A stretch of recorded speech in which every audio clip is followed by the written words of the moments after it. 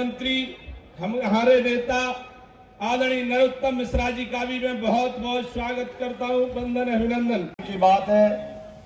चुनाव की बेला में और देश में जिस प्रकार का मोदी जी का माहौल बना हुआ है और ऐसे उनके मंत्रिमंडल के यशस्वी साथी श्रीमान ज्योतिरादित्य सिंधिया जी, जोरदार अभिनंदन करें सिंधिया जी का।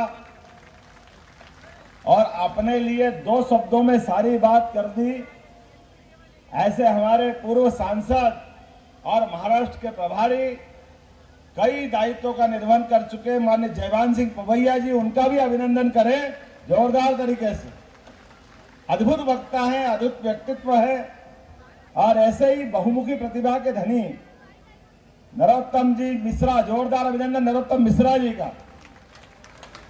नाम तो इतने सारे किस किस का लूं, मुझे जल्दी जाना, तुरंत यहां से यूपी और यूपी की 3 सभाएं लेके वापस शाम को भोपाल पहुंचना है।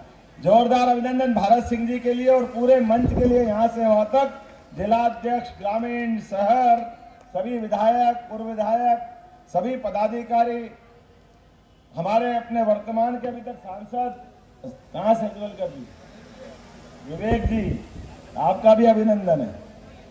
ग्वालियर कई मायनों में सारा प्रदेश एक तरफ और ग्वालियर एक तरफ, यह ग्वालियर की विशेषता है। जोरदार अभिनंदन अपनी नगरी के लिए, अपनी कॉन्स्टिट्यूंसी के लिए।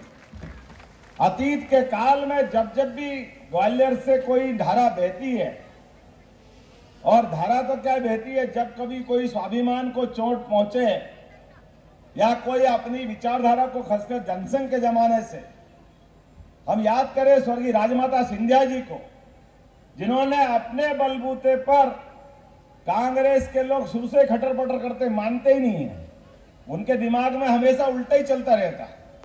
अब उनको नहीं मालूम वो राजमाता जी से टकरा गए। राजमाता जी कहां कम पड़ती, ठिकाने लगा दिया 1967 में, अपने बलबूते पे सरकार बदला दी। जोरदार अभिनंदन करो मान स्वर्गीय राजमाता जी का। हम उस पुरुषार्थ को याद करें, पराक्रम को याद करें। और ऐसे के ऐसे ही काल में अभी सिंधिया जी, जोरदार अभिनंदन करो श्रीमान सिंधिया जी का। यहां ग्वालियर के खून को कोई चैलेंज करे तो सहजता से कोई कैसे बर्दाश्त कर लेगा, इतना सरल नहीं है। और विशेषता देखो तो हमारी राष्ट्रवादी विचारधारा के बलबूते पर ग्वालियर की धरती तो सदैव नम्य है। कौन कौन यहां सांसद रहे, स्वर्गीय भारत रत्न अटल बिहारी वाजपेयी, हम सब उनको किस रूप में जानते, जोरदार अभिनंदन करें। भाजपा के किस रूप में वो दुनिया के अंदर भाजपा को पहचान बनाने के लिए उनका पूरा जीवन, किसी को भाजपा समझना है, अटल बिहारी वाजपेयी का नाम ले दो, बच्चा बच्चा समझ जाएगा ये कौन से दल के लोग हैं, किस प्रकार के काम करने वाले लोग, क्या हिंदू क्या मुसलमान, कोई भी धर्म का व्यक्ति, लेकिन राष्ट्रवादी विचारधारा के कारण से ग्वालियर ने सदैव अपनी पहचान बनाए रखी। और अब जब हम चुनाव की बेला में आए, हमें याद है माननीय नरेंद्र मोदी जी, जिनके कारण से हम तीसरा चुनाव उनके नेतृत्व में लड़ रहे हैं। और नरेंद्र मोदी जी वो व्यक्तित्व है। मैं यहाँ का एक शायद कोई जैन साहब का किस्सा बता रहा था।